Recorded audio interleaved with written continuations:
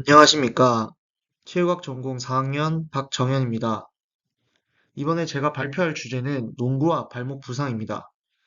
농구는 굉장히 역동적인 스포츠입니다.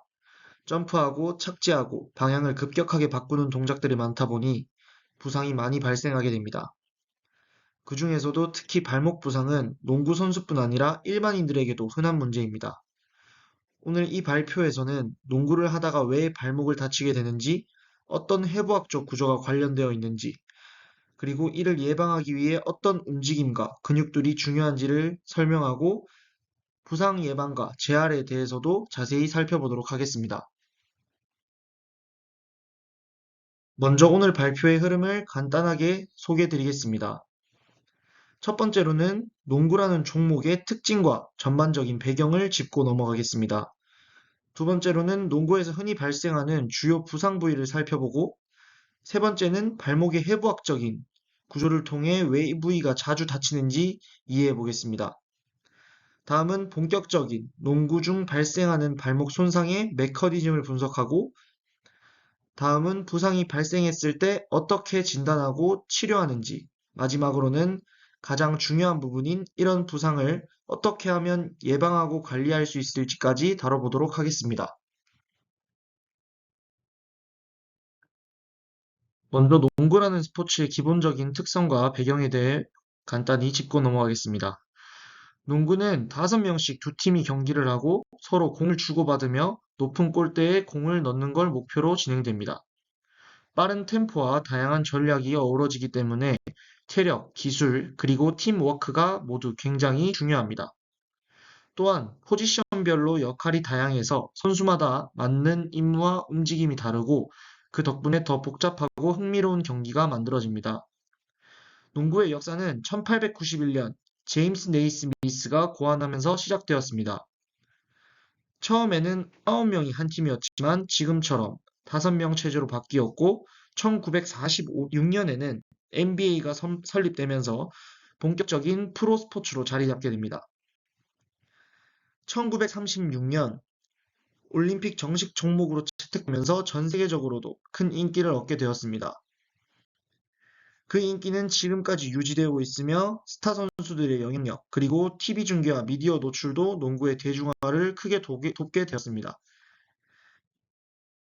이제는 가장 자주 일어나는 부상이 무엇인지 본격적으로 알아보도록 하겠습니다. 먼저 발목 부상입니다.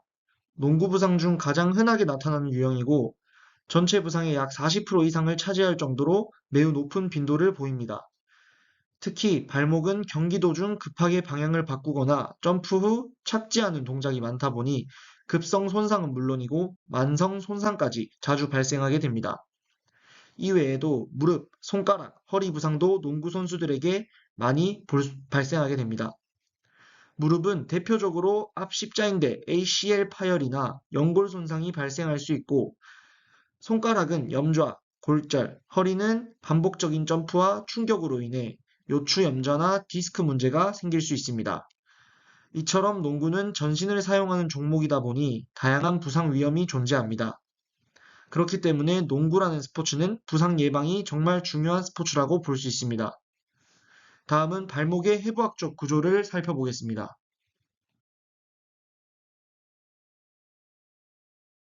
발목의 해부학적 구조에는 우선 정강뼈는 우리가 체중을 지탱하는데 핵심적인 뼈입니다.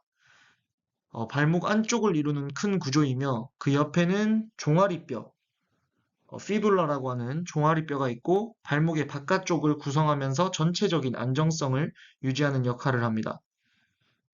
이 두 뼈가 만나서 만들어지는 목말 종아리 관절은 발목을 굽히고 펴는, 즉 배측 굴곡과 저축 굴곡을 가능하게 해주는 관절이며, 이 관절 주변을 감싸고 있는 인대들도 있습니다.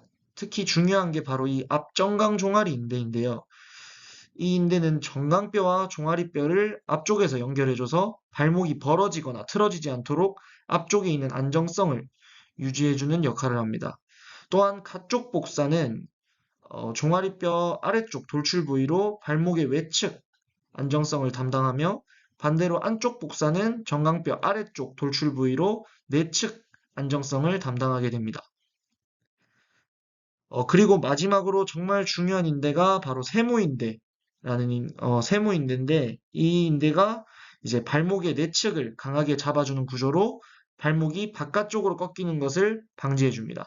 이처럼 발목은 다양한 뼈와 인대가 서로 유기적으로 작용하면서 우리가 안정적으로 서고, 걷고, 뛰고, 착지할 수 있도록 도와주는 구조를 가지고 있습니다. 이번 슬라이드는 발목을 포함한 발 전체 구조를 보다 넓게 보여주는 슬라이드입니다. 먼저 중심에 보이는 뼈 중 하나인 목말뼈는 발목의 핵심 뼈로 정강뼈와 종아리뼈와 맞물려 체중을 전달하는 중요한 역할을 합니다. 그리고 아래쪽에 있는 발꿈치뼈는 우리가 착지할 때 가장 먼저 충격을 흡수하는 구조로 아킬레스건이 붙어 있는 뼈이기도 합니다. 발목 아래에는 다양한 관절들이 서로 연결되어 있습니다. 그중 하나인 아래 목말 관절은 발의 회전, 즉 회내와 회외 동작에 관여를 하게 되고 이 동작이 잘 안 되면 방향 전환이 둔해지고 부상 위험도 높아지게 됩니다. 또 옆쪽에는 입방뼈와 설상뼈가 있는데요.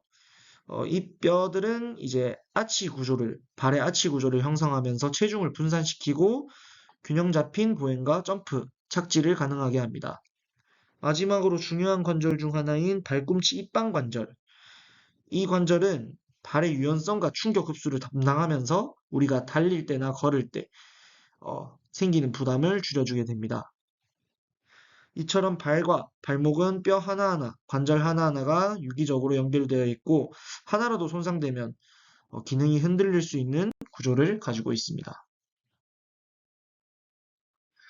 다음 슬라이드는 발목의 해부학적 구조 중 인대들의 역할에 대해서 설명하도록 하겠습니다. 대표적인 인대 중 하나인 앞정강 종아리 인대는 정강뼈와 종아리뼈를 연결하며 발목의 안정성을 유지하는 중요한 인대이고 뒤정강 종아리 인대는 종아리뼈 뒤쪽과 정강뼈를 연결해 과도한 움직임을 제한합니다.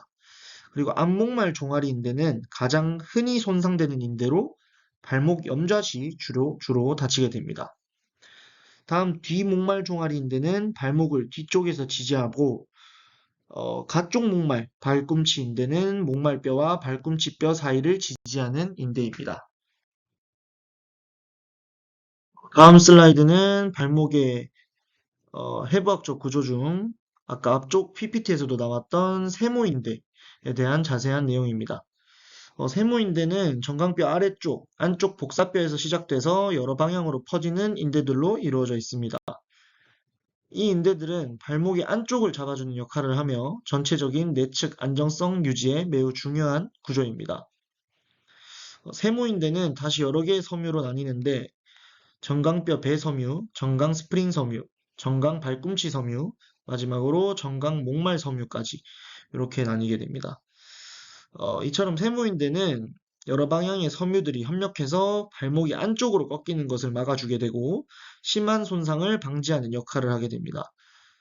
특히 세모인대 같은 경우에는 강하기 때문에 잘 다치지는 않지만 한번 손상되면 회복 기간이 길어지고 만성화되기도 쉽기 때문에 부상을 예방하는 게 무엇보다 중요합니다. 지금부터는 농구 중에 실제로 발목 부상이 어떻게 일어나는지 그 메커니즘과 원인을 자세히 살펴보도록 하겠습니다. 농구는 아시다시피 점프와 착지 동작이 반복적으로 요구되는 스포츠입니다. 그만큼 발목에 걸리는 하중이 크고 작은 실수나 불안정한 자세가 큰 부상으로 이어질 수 있습니다. 특히 착지 자세가 부적절하거나 지면이 불안정한 상태에서 점프를 반복하게 되면 발목을 다칠 위험이 매우 높아지게 됩니다. 그 중에서도 가장 흔하게 발생하는 경우는 바로 착지 시 발목이 안쪽이나 바깥쪽으로 꺾이는 상황인데 예를 들어 상대 선수의 발을 밟고 착지하거나 점프 후 체중이 한쪽으로 쏠리면서 부자연스럽게 회전력이 걸리는 경우를 예로 들 수 있습니다.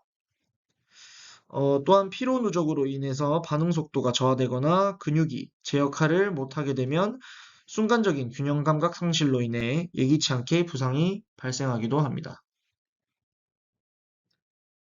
다음은 발목 염좌에 대해 알아보도록 하겠습니다. 먼저 염좌의 정의를 보면 염좌는 인대가 과도하게 늘어나거나 찢어지는 외상성 손상으로 보통 관절의 정상 가동 범위를 넘어서 무리하게 움직였을 때 발생하게 됩니다. 염좌는 손상의 정도에 따라 3단계 등급으로 나뉘는데 1급 염좌는 경미한 인대 손상이나 부분 파열 수준으로 일상생활에는 큰 지장이 없지만 약간의 통증이 있게 됩니다. 2급 염좌는 중등도 손상으로 부분적인 기능 상실과 함께 움직일 때 통증이나 불편함이 더 커지고 붓기 또한 심해질 수 있습니다. 마지막 3급 염좌는 가장 심한 단계로 인대가 거의 완전히 파열돼서 걷기도 힘들고 치료나 재활이 장기적으로 필요해질 수도 있는 상급 염좌입니다. 다음 염좌의 증상으로는 흔히 통증과 압통, 붓기, 멍 등이 생기고 관절 움직임이 제한되거나 체중을 디딜 때 불편함을 느끼게 됩니다. 염좌의 진단 같은 경우는 보통 3가지 방식으로 이루어지는데 먼저 신체 검사에서는 통증 부위를 눌러보거나 안정성이 유지되는지 확인하는 방법이 있고 엑스레이나 MRI 같은 영상 검사를 통해 인대의 손상 범위를 확인하기도 합니다. 또 경우에 따라서는 보행 분석이나 균형 테스트 같은 기능적인 검사를 통해 얼마나 회복되었는지도 평가하게 됩니다. 이처럼 염좌는 흔하지만 방치할 경우 만성 불안정성으로 이어질 수 있기 때문에 정확한 진단과 적절한 치료가 꼭 필요합니다. 다음 슬라이드는 실제 임상에서 발목 부상을 진단할 때 사용하는 검사들에 대한 내용입니다. 크게 2가지로 나눌 수 있는데 왼쪽에 있는 그림 같은 경우는 목말뼈의 정렬 상태, 오른쪽에 있는 그림 같은 경우는 인대 안정성을 확인하는 검사들입니다. 먼저 왼쪽에 있는 목말뼈 중립 검사는 비체중 상태와 체중 부하 상태를 비교하면서 목말뼈의 회전이나 편의가 있는지를 확인하는 데 사용하는 검사입니다. 그리고 오른쪽에 있는 그림 같은 경우는 발목의 인대 손상 여부를 확인하는 기능 검사이며 첫 번째 그림인 anterior drawer 테스트 같은 경우에는 발을 앞으로 당겨서 앞쪽 인대 안정성을 확인하는 검사입니다. 두 번째 검사인 발거스 바루스 스트레스 테스트는 발목을 좌우로 흔들면서 내측, 외측 인대의 손상 여부를 평가합니다. 마지막은 클레이걸 테스트인데요. 이 검사는 발을 바깥쪽으로 돌려서 고위 염좌, 즉 경골과 비골 사이 인대 손상이 있는지를 확인하는 검사입니다. 이러한 검사들은 병원이나 물리치료실에서 실제로 사용되는 검사들이고 운동 중 발생한 발목 부상이 단순 염좌인지 혹은 더 심각한 손상인지 구분하는 데 매우 유용한 검사들입니다. 다음은 발목 부상의 응급처치에 대한 내용입니다. 만약 농구를 하다가 발목을 삐끗했다면 바로 이 4가지 응급처치법, 라이스 요법을 사용하는 것이 좋습니다. 각각 레스트, 아이스, 컴프레션, 그리고 엘리베이션의 앞글자를 따서 맞는 것입니다. 첫 번째는 레스트, 즉 휴식입니다. 부상을 당했다면 즉시 활동을 중단하고 체중을 최대한 실지 않도록 해야 합니다. 움직이면 더 손상될 수 있기 때문에 24시간에서 48시간 정도는 안정적인 상태를 유지하는 것이 중요합니다. 두 번째는 아이스, 냉찜질입니다. 15분에서 20분씩 하루 여러 번 2시간에서 3시간 간격으로 해주면 붓기와 통증을 줄이는데 큰 효과가 있습니다. 직접 피부에 닿지 않게 천으로 감싸서 적용하는 것이 좋고 48시간 이내에 집중적으로 해주는 것이 가장 좋습니다. 세 번째는 컴프레션 압박입니다. 탄력 붕대나 압박용 밴드를 사용해서 부상 부위를 적당히 감싸주게 되면 부종을 억제하는 효과가 있습니다. 하지만 너무 강하게 줘야 혈류를 막을 수 있는 것을 조심하는 것이 좋습니다. 마지막은 엘리베이션, 거상입니다. 쉽게 말해 다친 발을 심장보다 높게 올려주는 것인데요. 이렇게 하게 되면 붓기와 통증을 완화시킬 수 있고 혈액순환도 개선되게 됩니다. 집에서는 베개를 받쳐 올리는 방법으로도 쉽게 실천할 수 있고 한 번에 20분에서 30분씩 유지하면 충분합니다. 이렇게 라이스 처치는 응급 상황에서 간단하지만 효과적인 방법이기 때문에 농구를 하거나 활동적인 생활을 하시는 분들이라면 꼭 기억해 두시는 것이 좋습니다. 앞서 응급 처치에 대해 살펴봤다면 이번에는 그 후 치료 단계에서 어떤 방법들이 사용되는지를 설명하겠습니다. 발목 부상의 치료는 크게 두 가지로 나뉘고 보존적 치료와 수술적 치료로 나뉘게 됩니다. 먼저 보존적 치료는 대부분의 경미한 염좌나 인대 손상에 적용되는 방식이고 라이스 요법을 일정 기간 동안 지속하면서 물리치료를 병행하는 게 일반적입니다. 반면에 수술적 치료 같은 경우는 인대가 완전히 파열되었거나 발목에 심한 불안정성이 지속될 경우 시행되고 이 재활 과정에서는 근력만이 아니라 관절 가동성과 균형 능력까지 함께 회복해야 되기 때문에 보통 완전 회복까지는 3에서 6개월 정도 걸리기도 합니다. 이번 슬라이드는 발목 부상 후 재활 과정에 대해 설명하겠습니다. 먼저 단계별 재활 프로그램입니다. 초기 단계에서는 통증을 조절하고 부종을 줄이는 게 가장 중요한 목표입니다. 중기에는 관절의 가동 범위를 회복하는 데 초점을 맞추고 이후에는 기능적인 활동, 그리고 마지막 복귀 단계에서는 스포츠 특화 훈련까지 이어지게 됩니다. 다음은 근력 강화 운동입니다. 주로 발목의 굴곡과 신전 근육을 단련하는데 탄력 밴드를 활용하거나 발가락 수건 끌기, 종아리 근육 강화 운동 같은 동작이 포함됩니다. 이런 운동은 재활의 중후기 단계에서 매우 중요합니다. 세 번째는 유연성 훈련입니다. 아킬레스건과 종아리, 발바닥 근막을 충분히 스트레칭 해주는 것이 핵심이고 발목 회전 운동을 통해 관절의 자유로운 움직임을 회복하게 됩니다. 마지막 균형 훈련입니다. 한 발로 서 있는 연습 또는 발목 디스크 위에서 균형을 잡는 운동 등은 발목의 고유 감각 회복과 안정성 유지에 꼭 필요합니다.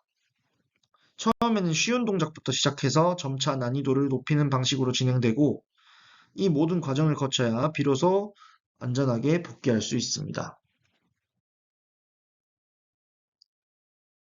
지금까지는 발목 부상에 대해 구조, 진단, 치료, 재활까지 살펴보았고 이번에는 농구 선수들의 실제 발목 부상 사례에 대해서 살펴보도록 하겠습니다. 가장 왼쪽에 있는 선수는 스테판 커리라는 아주 유명한 선수입니다. 스테판 커리는 2011년에 심각한 발목 부상을 겪고 수술과 장기간 재활을 거쳐야 했습니다. 당시에는 커리의 경력이 위기라는 평가도 있었지만 특수 제작된 발목 보호대를 착용하고 발목 근력 훈련을 일상화하면서 이 과정을 극복해 나갔습니다. 이후 그는 MVP까지 수상하며 리그를 대표하는 선수로 자리 잡았습니다. 두 번째, 중간에 있는 선수는 그랜트 힐이라는 선수입니다. 그랜트 힐은 대학 시절부터 만성적인 발목 문제를 안고 있었고 NBA 진출 이후에도 반복적인 부상으로 고통받았습니다. 수차례 수술과 재활을 거치면서 결국 피닉스 선즈 시절에 재기했고 은퇴 후에도 꾸준히 발목 건강 관리를 이어가고 있습니다. 실제로 발목 부상은 선수에게 경기력 저하, 자신감 상실, 그리고 팀 내 위치와 계약에도 직접적인 영향을 줄 수 있습니다. 또한 장기적인 관절 건강이나 은퇴 시기를 결정짓는 중요한 변수가 되기도 합니다. 그래서 지금 배우고 있는 부상 예방과 관리는 단순한 이론이 아니라 선수의 인생 전체를 좌우할 수 있는 중요한 요소라고 볼 수 있습니다. 다음은 발목 부상 예방을 위한 전략을 세 가지로 나누어 보았습니다. 첫 번째는 적절한 워밍업과 쿨다운입니다. 경기 전에는 동적인 스트레칭으로 몸을 충분히 풀고 점진적인 강도를 올리는 준비 운동을 통해 부상을 예방할 수 있습니다. 두 번째는 발목 강화 운동입니다. 예를 들어 발목으로 원을 그리기, 한 발로 균형 잡기, 탄력 밴드를 이용한 저항 운동 등이 대표적으로 있고 이런 운동은 발목 주변의 근육과 인대를 강화해서 예기치 않은 움직임에도 잘 버틸 수 있도록 도와줍니다. 마지막 세 번째는 올바른 신발 선택과 착용입니다. 운동화는 무조건 멋이나 브랜드가 아니라 내 발 모양에 맞는 제품, 그리고 충격 흡수력이 좋은 밑창을 갖춘 신발을 잘 선택하는 것이 중요합니다. 다음은 테이핑과 보조기의 효과입니다. 발목 부상을 예방하거나 이미 다친 부위를 보호하는 데 있어 테이핑과 보조기 착용은 매우 효과적인 방법입니다. 먼저 테이핑은 발목의 불필요한 움직임을 제한하고 관절의 안정성을 높여서 부상의 위험을 줄여주는 역할을 합니다. 적절한 압박은 혈액순환을 도와주고 고유 수용성 감각, 즉 우리 몸이 발의 위치를 인식하는 능력을 향상시켜 균형 유지에도 큰 도움을 줍니다. 특히 경기를 앞두고 시행하는 테이핑은 선수에게 심리적 안정감까지 주는 중요한 준비 과정 중 하나입니다. 이런 발목 부상이 우리의 장기적인 건강과 삶의 질에 어떤 영향을 미칠 수 있는지에 대해 설명하겠습니다. 먼저 반복적인 발목 부상은 결국 만성적인 불안정성으로 이어지고, 잦은 염좌는 인대가 느슨해지고 고유 수용성 감각이 저하되어 몸의 균형을 잘 잡지 못하게 되며, 이로 인해 또다시 부상을 입을 수 있는 악순환이 반복될 수 있습니다. 적절한 재활 없이 경기나 운동에 복귀할 경우 그 손상은 더욱 깊어질 수가 있습니다. 또한 조기 관절염 발병의 위험도 증가합니다. 관절이 약해지면서 연골이 빨리 닳고 외상성 관절염이 생길 확률이 높아지게 됩니다. 특히 30대 후반부터는 그 증상이 나타날 수 있어서 조기 예방과 관리가 정말 중요합니다. 이러한 영향은 생활 스포츠 참여에도 부정적인 영향을 줍니다. 운동을 기피하게 되면서 체력은 약해지고 팀 활동에서 소외되거나 대체 운동이 필요해지기도 합니다. 특히 청소년이나 대학생 선수라면 심리적 위축까지 이어질 수도 있습니다. 그리고 마지막으로 이러한 발목 부상은 삶의 질에도 직간접적으로 영향을 미칩니다. 일상생활에서의 불편함, 직업 선택의 제한, 그리고 정신적 스트레스, 우울감 같은 정서적 영향까지도 유발할 수 있습니다. 다음은 농구 외 다른 스포츠에서의 발목 부상입니다. 먼저 발목 부상이 발생하는 스포츠별 상황을 살펴보면, 축구 같은 경우는 빠른 추력과 방향 전환, 그리고 태클 상황에서의 충돌로 인한 부상이 많고, 배구는 특히 점프, 착지 과정에서 팀원 또는 상대 선수의 발을 밟으면서 발생하는 경우가 흔합니다. 반면 농구는 착지와 방향 전환뿐만 아니라 접촉 플레이의 빈도가 높아 다양한 원인에서 발목 부상이 발생할 수 있습니다. 이러한 특성에 따라 각 스포츠는 조금씩 다른 접근법으로 부상을 예방하고 있습니다. 농구는 발목 보호대를 적극 활용하고 착지 기술과 방향 전환 훈련을 꾸준히 진행합니다. 축구 같은 경우는 테이핑과 균형 감각 훈련, 그리고 자신에게 맞는 스파이크 선택이 중요하고, 배구는 반복적인 착지 훈련과 발목 강화 운동이 핵심입니다. 결국 모든 스포츠에서 발목은 부상의 취약 지점이고, 그만큼 선수의 수명과 경기력에 결정적인 영향을 주는 부위이기도 합니다. 마지막으로 일반 농구 동호인분들이나 선수들이 실천할 수 있는 발목 관리법을 간략하게 정리해 드리겠습니다. 첫 번째는 일상적인 관리입니다. 평소 충분한 휴식과 스트레칭, 운동 후에는 냉찜질과 발 마사지, 균형 잡힌 식사와 체중 관리도 발목에 주는 부담을 줄여줍니다. 두 번째는 효과적인 운동법입니다. 한발 서기, 수건 끌기, 그리고 탄력 밴드를 이용한 저항 운동 등이 대표적이고, 특히 농구에서는 착지 훈련과 방향 전환 훈련이 꼭 필요합니다. 세 번째는 신발 선택입니다. 발목을 얼마나 잘 지지해 주는지, 충격 흡수 기능이 좋은지 확인해야 하고, 자신의 발 모양과 정확한 사이즈, 그리고 사용 목적에 맞는 신발을 정기적으로 교체하는 것도 중요합니다. 마지막은 부상 후 복귀 주의 사항입니다. 통증이 완전히 사라지고 관절 가동 범위와 근력 회복이 80% 이상 이루어졌을 때 점진적으로 운동 강도를 높이고, 보호대 착용과 심리적 준비까지 갖춘 상태에서 복귀하는 것이 좋습니다. 이상으로 농구와 발목 부상에 대한 발표를 마치겠습니다. 감사합니다.